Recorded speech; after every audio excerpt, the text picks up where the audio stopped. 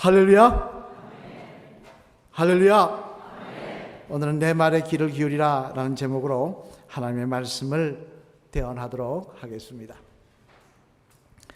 오래전 이야기입니다만 제가 효자동에 있는 자격교회 교육전도사로 근무할 때가 있었는데요. 그 교회에서는 세 달에 한 번 교육전도사님들을 돌아가면서 수요 예배든 주일 오후 예배든 이렇게 설교를 어른 상대로 설교를 할 수 있는 기회를 주었습니다. 사실 그 당시 교육 전도사님, 지금도 마찬가지입니다만 대부분 대학원생들이다 보니까 교회 안에 아동부나 학생부 등 자기가 맡은 부서에서는 아이들을 앉혀놓고 설교를 해봤지만 어른들을 상대로 설교해본 경험은 거의 없었습니다. 저도 마찬가지였고요.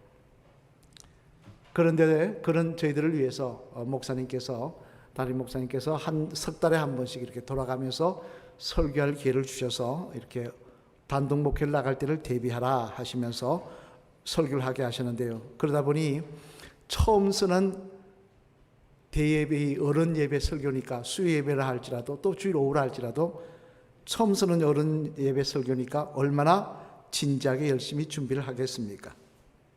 그 중에 저희 중에 한 전도사님이 세 분이었는데 한 분이 이제 설교할 차례가 되어서요.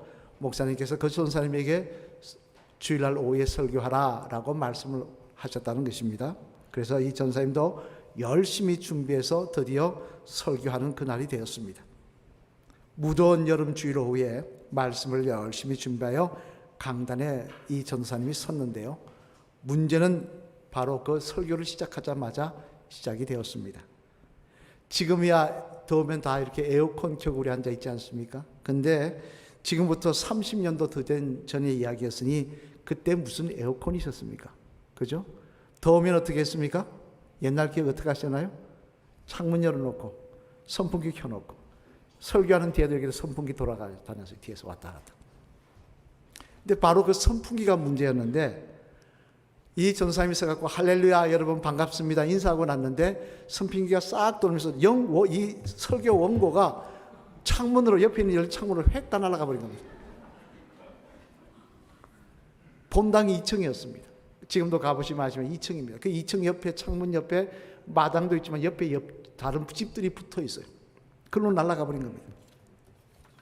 그러니 이 전도사님 입장에서 얼마나 당황했겠습니까? 열심히 준비해가지고 빨간 줄 파란 줄 다 쳐놓고 그 설교할 거라고 준비해놨는데 날아가고 나니까 아무 말 없이 5분 동안 가만히 눈만 깜빡깜빡 써 있는 겁니다.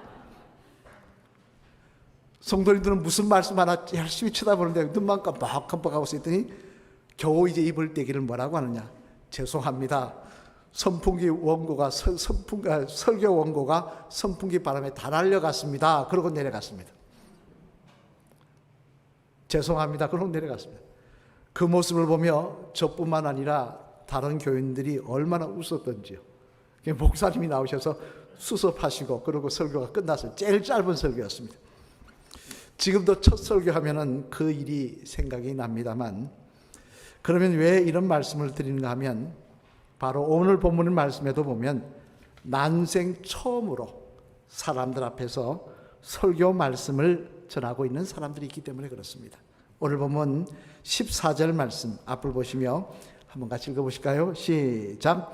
베드로가 11사도와 함께 서서 소리를 높여 이르되 유대인들과 예루살렘에 사는 모든 사람들아 이 일을 너희로 알게 할 것이니 내 말에 귀를 기울이라. 아멘. 자, 무슨 말씀입니까? 마가의 다락방에서 성령을 받고 나서 이 베드로와 10명의 사도가 거리로 뛰어나갑니다. 마음이 뜨거워져서 견딜 수 없어서 뛰어나가서 모인 예루살렘 사람들을 대상으로 설교를 하기 시작했다는 것입니다. 난생 처음 사람 대중 앞에서 설교하는 것이었습니다. 특별히 이때가요 오순절 기간이었기에 오순절 기간은 유대인들이 다 하나님의 성소에 와서 예배를 드리는 절기였습니다. 그러니 유대 지역뿐만 아니라 천하 만국에서 사람들이 몰려와서 그 예루살렘을 혼잡하게 하는 그런 상황이었다는 거예요. 그런 상황 속에서 이들은 잡히면 죽을 수도 있는데도 불구하고 담대히 뛰어나가 그들 앞에서 첫 설교를 하고 있는 것입니다만, 하지만 놀라운 사실은 이들의 이 첫 설교를 듣고 많은 사람들이 주님 앞으로 돌아오는 역사가 일어났다라고 기록하고 있다는 것입니다. 이들의 첫 설교를 듣고 예루살렘 교회가 확장되는 역사가 일어났다는 것입니다. 그러면 여러분, 베드로와 사도들은 성령을 받은 후에, 성령 충만을 받은 후에 그 번잡한 온 천하 만국 사람들이 모여서 유대교를 믿는 사람들이 다 모이는 그곳에 뛰어나가 어떤 설교 말씀을 전했던 것일까요? 어떤 설교 말씀을 전했기에 많은 유대인들이 주님 앞으로 돌아오는 역사가 일어났던 것일까요? 바라기는 오늘 이 말씀을 통하여 저와 여러분 모두 다시 한번 주님 앞에 바로 서서 복음의 정인의 삶을 살아가시는 복된 주의 성도들 다 되시기를 주님의 이름으로 간절히 축원을 드립니다. 그러면 베드로와 사도들은 성령 충만을 받은 후 예루살렘 시내로 나아가서 어떤 설교 말씀을 하였던 것일까? 그 내용을 한번 생각해 보면요, 먼저 첫째로 앞을 보시면 같이 읽겠습니다. 시작. 예수님의 십자가 죽음에 대한 말씀이었습니다. 그들이 전한 설교의 첫 제목은 뭐냐? 예수님 십자가 죽음에 대한 말씀이었다는 것입니다. 오늘 본문 23절 말씀 앞을 보시며 같이 읽겠습니다. 시작. 그가 하나님께서 정하신 뜻과 미리 하신 대로 내어준 바 되었거늘 너희가 법 없는 자들의 손을 빌려 못 박아 죽였으나. 아멘. 무슨 말씀입니까? 이는 얼마 전에 있었던, 40 며칠 전에 있었던 예수님의 십자가 사건을 이야기하는 것입니다. 너희들이 아는 대로, 여러분들이 아는 대로 40 며칠 전에 예수님이 정말 십자가에 못 박혀 돌아가셨다는 것입니다. 그게 맞다는 것입니다. 이게 설교 제목이었어요. 하지만 여러분, 예수님이 십자가 못 박혀 돌아가셨다는 사실은요, 결코 복음을 초대교회가 확장하는데 좋은 소식만은 아니었습니다. 신학자 중에 윌리엄 바클레이라는 유명한 신학자가 있습니다만, 그는 그의 책에서 말하기를 이런 말을 했습니다. 이 당시 초대교회가 전도하는 데 있어서 가장 큰 걸림돌은 무엇이었느냐? 아이러니하게도 바로 예수님의 십자가 사건이었다라고 했습니다. 아니, 왜 예수님의 십자가 사건이 초대교회가 전도하는 데 가장 큰 걸림돌이었느냐? 그것은요, 왜냐하면 그 당시 십자가에 달려 돌아가는 사람은, 죽는 사람은 정말 흉악한 범죄인들이었기 때문에 그렇습니다. 그래서 그러다 보니 죽는 모습도 너무 잔혹했어요. 한번 볼까요? 예수님 십자가. 여기 보면 밑에를 이렇게 가려놨습니다. 사실은 빨가벗겨 놨어요. 빨가벗겨 놓고요, 숨이 차서 숨을 쉬지 못해서 그 손과 발이 피를 흘리며 몸을 끌어올리며 숨을 쉬는 그 모습을 사람들을 보게 했다는 것입니다. 그 죽어가는 모습이 얼마나 참혹했든지 로마에서는 뭐라 그러느냐? 절대 로마 사람들은 어떤 못된 범죄를 지어도 십자가에 못 박지 마라 그랬다는 거예요. 그래서 여러분 잘 아시는 사도 바울이 목 잘려 죽은 거 아닙니까? 또 그 형을 바라보는 사람들도 얼마나 저게 잔혹하고 비참하게 죽든지, 얼마나 끔찍한 죄를 지었으면, 우리말로 조상대대로 내려오는 형벌이 얼마나 무서웠으면 저렇게 죽냐? 저건 저주받은 것이다. 그게 저게 십자가였다는 거예요. 그런데 그런 십자가에 예수님이 달려 돌아가셨다는 것입니다. 예수님의 내용을 아는 사람은 그분은 선한 분이었다, 그분은 그렇게 십자가에 달려 돌아갈 줄을 아는 분이라 그렇게 인정할 수 있을 것입니다. 하지만 지금 천하 만국에서 온 사람들 아닙니까? 왜 예수님이 죽은지 모르는 사람들, 그냥 십자가에 달려 돌아가셨다는 사실만 압니다.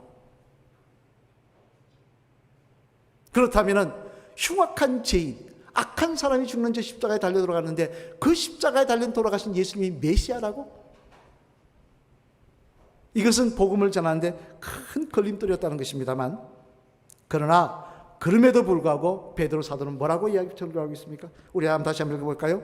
오늘 보면 23절 말씀 다시 한번 앞을 보시면 읽어보시겠습니다. 시작. 그가 하나님께서 정하신 뜻과 미리 하신 대로 내어준 바 되었거늘 너희가 법 없는 자들의 손을 빌려 못 박아 죽였으나. 아멘. 여기 보면 베드로는 말씀합니다. 십자가 죽음이 맞다라고 이야기하며 또 하나 중요한 이야기를 합니다. 그게 뭡니까? 그가 하나님의 정하신 뜻과 미리 아신 대로 내어준 바 되었거라. 즉 십자가 죽음은 예수님이 죄가 많아서 달려 돌아간 사건이 아니라는 거예요. 이미 하나님이 예정하신 일이라는 거예요. 이미 하나님께서 이 일을 예정하셨다는 거예요. 아니, 하나님의 아들이라는 분을 왜 다른 것도 아닌 십자가에 달려 돌아가시게 하셨습니까? 왜 이렇게 예정하셨습니까? 또 제자들은 말합니다. 그 뭐 때문이라고요? 바로 우리들의 죄 때문이라는 것입니다. 우리들의 죄 때문에 예수님은 그렇게 달려 돌아가실 수밖에 없었다는 것입니다. 사실 여러분, 우리 가운데 죄인이 아닌 분이 어디 있습니까? 전에 전도하다 보니까 어떤 분은 그러시더라고요. 죄인이라 그러니까 굉장히 기분 나빠하시더라고요. 나는 감옥에도 안 갔던데 왜 내가 죄인이냐 그러더라고요. 여러분, 감옥만 안 가면 죄인이 아닙니까? 성경 말씀에 보면 마음속으로 미워한 것도 살인죄라 그랬는데 우리 가운데 죄인이 아닌 사람이 어디 있습니까? 속된 이야기로 같이 사는 부부끼리도요, 좋을 때 뭐라 그럽니까? 당신 없이 못 살아. 어떻게 이렇게 하나님께서 좋은 짝을 지정해 주셨지? 그러다가 미울 때 뭐라 그럽니까? 왼수 덩어리. 귀신은 뭐 먹고 사나? 어떻게 하다가 내가 눈이 삐었지? 그게 우리 인생이더라는 거예요. 이게 우리 인생이다. 우리가 어떻게 하나님 앞에 의인이라고 이야기할 수 있냐는 거예요. 이 죄의 문제가 해결되지 않으면 우리는 하나님 앞에 갈 수가 없다는 것입니다. 그러면 죄의 문제가 어떻게 해결되느냐? 여기에 대해서 히브리서 9장 22절 말씀에 보면 하나님은 분명히 이렇게 말씀하십니다. 우리 히브리서 9장 22절 말씀 앞으로 보시면 한번 같이 읽어보실까요? 시작. 율법을 따라 그의 모든 물건이 피로서 정결하게 되나니 피 흘림이 없은즉 사함이 없느니라. 아멘. 무슨 말하고 말씀하십니까? 피 흘림이 없이는, 죽음이 없이는 사함이 없다는 거예요. 다른 사람이 내 대신 죽지 않으면 내가 살 수 없다는 거예요. 죄 용서가 그렇게 쉬운 이야기가 아니라는 것입니다. 반드시 한 사람이 생명이 죽어야 다른 한 사람의 생명이 산다는 것입니다. 하지만 여기도 조건이 있다고 말씀하십니다. 그 조건이 뭡니까? 그 죽는 사람은, 다른 사람을 위해서 살리기 위해서 죽는 사람은, 그 사람은 죄가 없어야 된다는 거예요. 아니, 내가 내 죄 죄값 치르기도 바쁜데 무슨 놈의 남의 죄를 내가 대신할 수 있습니까? 저도 목사님이 죽으면 저희들 살습니다. 어떻게 제가 죽는다고 이러면 사십니까? 나도 내 죄 감당하기 벅찬데. 이 세상에 죄 없는 사람이 없더라는 거예요. 석가모니도 자기 죄 때문에 고민하다가 집을 나가지고 참선하더라는 거예요. 하지만 이런 우리의 사정을 아시는 하나님께서 이렇게 역사하시라는 것입니다. 하나님의 아들을 보내시면서 어떻게 하시느냐? 우리 히브리서 4장 15절 말씀 앞을 보시면 같이 읽겠습니다. 중요한 말씀입니다. 시작. 우리에게 있는 대제사장은 우리의 연약함을 동정하지 못하시리가 아니요 모든 일에 우리와 똑같이 시험을 받으시니로되 죄는 없으시니라. 아멘. 뭐라고 말씀하고 있습니까? 예수님은 우리와 똑같이 육신을 입고 이 땅에 오셨다는 거예요. 분명히 우리와 똑같이 인간의 몸으로 오셨다는 거예요. 그런데 우리하고 다른 점이 꼭 하나가 있더라는 것입니다. 그게 뭐냐? 죄가 없더라는 거예요. 그분은 죄가 없으시다는 거예요. 또한 요한일서 3장 5절 말씀에도 보면요, 똑같은 말씀을 하십니다. 우리 같이 한번 똑같이 강조하십니다. 같이 읽어보실까요? 요한일서 3장 5절 시작. 그가 우리 죄를 없애려고 나타나신 것을 너희가 아나니 그에게는 죄가 없느니라. 아멘. 무슨 말이에요? 예수님에게는 죄가 없으시다는 거예요. 이게 중요한 포인트라는 것입니다. 죄 없는 예수님이 십자가에 달려 돌아가십니다. 죄 없는 예수님이 죄인이 되어서 조롱을 받으며 죽음을 당하십니다. 그리고 오늘날 우리가 보면 이 성경에는 없죠. 옛날 간주 성경에는 뭐라고 되느냐? 3일 동안 음부, 즉 지옥에 내려가시다고 합니다. 아니, 왜 의인이 철저하게 죄인이 되어서 그것도 무덤에 있는 3일 동안 지옥까지 내려가셔야 되는 것입니까? 바로 우리가 가야 될 길이거든요. 우리가 가야 될 길이거든요. 그 길을 대신 가셨다는 것입니다. 죄 없는 분이. 그리고 나서 예수님은, 하나님은 우리에게 이렇게 말씀하십니다. 누구든지 예수님의 십자가 죽음이 자신을 위한 죽음임을 믿는 자는 죄 없으신 예수님께서 죄인인 나를 위해 십자가에서 죽으셨다는 사실을 믿는 자는 내 모든 죄를 예수님의 십자가상에서 다 못 박아 버리시겠다고 말입니다. 예수님께서 다 지고 돌아가신 거로 여겨주시겠다고 말입니다. 그래서 죄의 죄인인 내가 죄인으로 살아가는 것이 아니라 예수님의 십자가의 은혜로 말미암아 하나님의 자녀되는 은혜를 허락하여 주시겠다는 것입니다. 우리가 죄가 없어서 구원받는 게 아닙니다. 예수님의 십자가 은혜로 우리의 죄가 가려지는 것뿐입니다. 여러분, 이 얼마나 놀랍고 귀한 은혜입니까? 따라서 주님의 십자가 죽음은요, 일어나서 안 될 끔찍한 사건이 아닙니다. 하나님의 자녀가, 하나님의 아들이 능력이 없으셔서 죽으신 사건도 아닙니다. 대신 이 사건은 저와 여러분을 구원하시려고, 저와 죄 많은 저와 여러분을 하나님의 자녀로 회복시키시려는 하나님의 놀라운 구원의 계획이었다는 것입니다. 그래서 사도 바울은 로마서 1장 16절 말씀에서 이렇게 말씀하십니다. 우리 로마서 1장 16절 말씀 같이 한번 읽어보실까요? 같이 읽겠습니다. 시작. 내가 복음을 부끄러워하지 아니하노니 이 복음은 모든 믿는 자에게 구원을 주시는 하나님의 능력이 됩니다. 먼저는 유대인에게요, 그리고 헬라인에게로다. 아멘. 무슨 말? 복음. 여기서 말하는 복음은 바로 예수 그리스도의 십자가 죽음을 말하는 것입니다. 여러분들은 지금 십자가의 죽음에 있다고 죄인이라고 끔찍한 일이라고 그거 같지 모르지만 나는 그것을 부끄러워하지 않는다. 왜? 나는 왜 그 죽음을 부끄러워하지 않느냐? 그 죽음은 모든 믿는 자에게 주시는 하나님의 구원의 능력이기 때문에 그렇다. 저주받은 모든 인생에게 주시는 하나님의 생명의 은혜이기 때문에 그렇다고 그런 이야기하고 있는 것입니다. 여러분, 지금 이 시간 여러분에게 묻고 싶습니다. 우리는 많이 십자가의 목걸이를 하고 십자가의 반지를 끼고 다닙니다. 왜 끼고 다니십니까? 왜 목에 걸고 다니십니까? 그거 달고 다니면 사고나 불운에서 나를 보호해 줄 부적 같은 것입니까? 십자가는 그런 것이 아닙니다. 십자가는 모든 믿는 자에게 구원을 주시는 하나님의 능력이자 놀라운 사랑인 줄로 믿습니다. 바라기는 우리를 위해 예수님의 생명을 내어주신 이 십자가, 이 십자가의 사건을 분명히 깨달아 이제부터 정말 이 십자가가 저와 여러분의 인생의 자랑이 되며 기쁨이 되며 감사의 제목이 되시기를 주님의 이름으로 간절히 축원을 드립니다. 둘째로는 또 하나 그들이 설교한 내용은 뭐냐? 같이 읽어보시겠습니다. 시작. 예수님의 십자가 죽음에 이어진 예수님의 부활에 대한 말씀이었습니다. 뭐라고요? 그들이 전한 건 또 하나 예수님의 부활의 사건이었다는 것입니다. 오늘 본문 뒤인 31절로 32절 말씀 앞을 보시며 한번 같이 읽어보시겠습니다. 시작. 미리 본 거로 그리스도의 부활을 말하되 그가 음부에 버림이 되지 않고 그의 육신이 썩임을 당하지 아니하시라 하더냐. 이 예수를 하나님이 살리신지라 우리가 다 이 일의 증인이로다. 아멘. 무슨 말씀입니까? 여기 보면 십자가에 달려 돌아간 예수님께서 그렇게 끝난 것이 아니라 또 하나 중요한 일이 있다고 강조하는데 그게 뭐냐? 그분이 살아나셨다는 것입니다. 그것을 우리가 보았다는 거예요. 또 하나 이 제자들이 강조한 게 있습니다. 보았을 뿐만 아니라 또 하나 강조하는 게 있는 뭐냐면 그 생명의 살아나심이 그냥 살아났다가 늙으면 또 죽을 그런 살아나심이 아니라는 것입니다. 로마서 6장 9절 말씀에 보면요, 이렇게 말씀하십니다. 우리 한번 같이 읽어보실까요? 시작. 이는 그리스도께서 죽은 자 가운데서 사셨음에 다시 죽지 아니하시고 사망이 다시 그를 주장하지 못할 줄을 알미로라. 아멘. 뭐라고 말씀하고 있습니까? 사망이 다시 그를 주장하지 못할 줄을 알미로라. 그 부활은 그냥 살아났다가 다시 죽을 부활이 아니라 사망이, 죽음이 어떻게 할 수 없는 부활이었다는 거예요.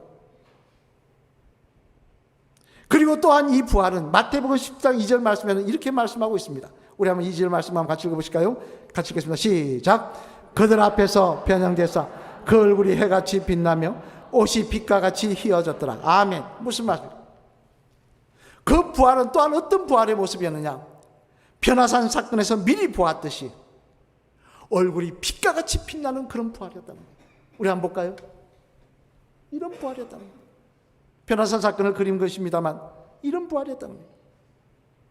이 모습을 바라보는 베드로와 요한 등이 자신의 존재를 잃어버릴 정도로 아름다운 모습의 부활이었다는 거예요.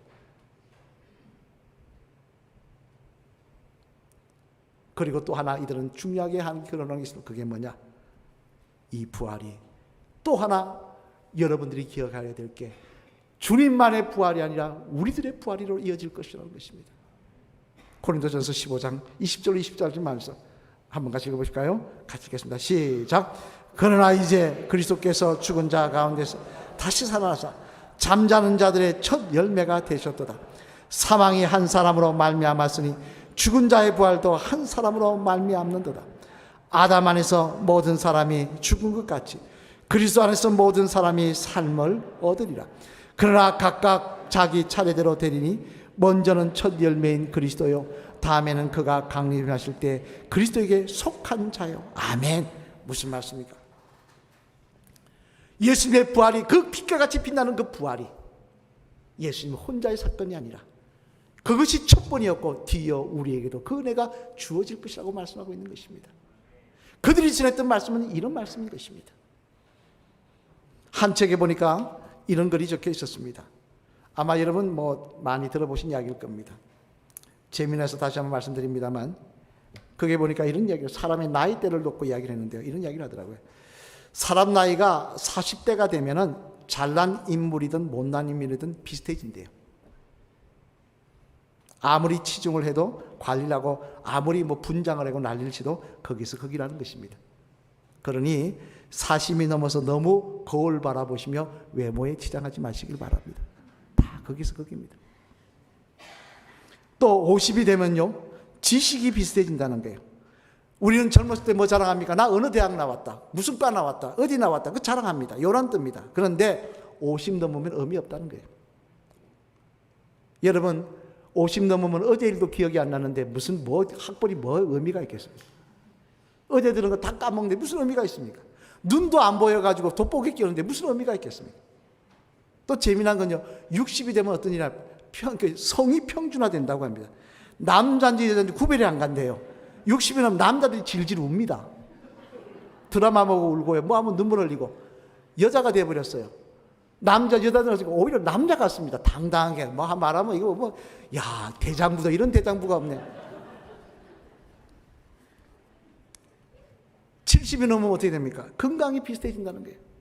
옛날에 내 건강하다, 내 대단하다 자랑인데 이제 다 고만고만 늙어간다는 거예요. 그렇지 않습니까? 단 80이 넘으면요 재물의 평준화가 온답니다. 아무리 재물 많아도요 돈이 있어도 먹지를 못해요. 소화가 안 되는데 잘 씹지를 못하는데 무슨 의미가 있습니까? 결국 죽음을 대기하는 인생이 되더라는 거예요. 그게 인생이더라는 거예요. 여기 한 분도 나는 아니라고 하시는 분 계십니까? 이 땅에서 그러니 우리 인생이 그러니 이 땅에서 행복하면 얼마나 행복하며 성공했다고 하면 얼마나 성공한 것입니까? 의미 없는 거예요. 다 지나가는 것입니다. 하지만 그럼에도 불구하고 우리가 절망하지 않는 이유는 바로 주님께서 우리를 위해 부활의 아침을 예비하여 주시기 때문에 그런 것입니다. 우리에게 부활의 소망이 있기 때문에 우리는 절망하지 않는 줄로 믿습니다. 빌립보서 3장 20절로 21절 말씀해 보면요 사도 바울은 이렇게 말씀하십니다. 우리 한번 같이 읽어보실까요? 앞을 보시며 시작. 그러나 우리의 힘이 끄는 하늘에 있는지라 거기로서 구원하는 자 곧 주 예수 그리스도를 기다리는 그가 만물을 자기에게 복종하게 하실 수 있는 자의 역사로 우리의 낮은 몸을 자기 영광의 몸의 형체와 같이 편하게 하시리라. 아멘. 사도 바울의 말씀입니다. 자기에게는 소망이 있다는 거예요. 어떤 소망이 있느냐? 우리의 낮은 몸을 자기 영광의 몸의 형체와 같이 변하게 하실 그 은혜의 소망이 있다는 거예요. 그러니 여러분 지나가는 세월이 우리에게 아쉽겠습니까? 늙어간다고 추해진다고 우리가 절망할 이유가 있겠습니까? 오늘도 시간 빨리 흘러간다고 세월이 손살같이 날아간다고 아쉬워할 필요가 있겠습니까? 우리에게 부활의 소망이 있을 때 오늘도 우리는 감사하며 찬양하며 인생길을 기쁨으로 걸어가게 되는 줄로 믿습니다. 사랑하는 성도 여러분, 이제 말씀을 마무리하려고 합니다. 오늘 베드로와 사도들은 처음으로 사람들 앞에 서서 그것도 거리에 나가서 첫 설교를 하고 있습니다만 그 내용이 무엇이었습니까? 바로 예수님의 십자가 사건과 부활의 사건이었습니다. 그들은 그것을 전했습니다. 그러자 어떤 일이 일어났다고 성경은 기록하고 있습니까? 사도행전 2장 41절 말씀 한번 같이 읽어보시겠습니다. 시작. 그 말을 받은 사람들을 세례를 받으며 이날의 신도의 수가 3,000이나 더하더라. 아멘. 이 말씀을 듣고 3,000명이나 되는 사람들이 예수님을 구주로 믿고 있기로 작정하고 세례를 받았다는 것입니다. 왜 그들이 세례를 받았을까요? 예수님의 십자가 사건과 부활의 사건이 진정한 복음이었기 때문이었습니다. 복된 소식은 다른 게 아닙니다. 내가 부자가 되고 자식이 잘 되고 그게 복된 소식이 아니에요. 정말 복된 소식은 예수님께서 십자가를 치셨다는 사실과 그 십자가를 이기고 부활하셨다는 사실이 복음이며, 또한 이 사실을 믿고 따르는 우리들도 그 은혜를 누릴 것이라는 사실이 복음인 줄로 믿습니다. 마지막으로 따라 하시겠습니다. 집사님, 예수님이 복음이며 예수님의 십자가 사건과 부활이 복음입니다. 맞습니까? 계속하겠습니다. 이 복음 위에 굳게 서셔서 부활의 영광에 동참하시는 집사님 되시길 바랍니다. 할렐루야. 저는 소망합니다. 그 부활의 영광에 저와 여러분 한 사람도 낙오됨 없이 다 십자가 붙들고 그 자리에 동참하시기를 주님의 이름으로 축원합니다. 오늘 보면 21절 말씀 같이 마지막으로 다시 한번 읽어보시겠습니다. 시작. 누구든지 주의 이름을 부르는 자는 구원을 받으리라 하였느니라. 아멘. 다시 한번 읽겠습니다. 시작. 누구든지 주의 이름을 부르는 자는 구원을 받으리라 하였느니라. 아멘. 이 은혜가 저와 여러분에게 임하는 하나님의 축복이자 복음이자 은혜가 되시기를 주님의 이름으로 간절히 축원을 드립니다.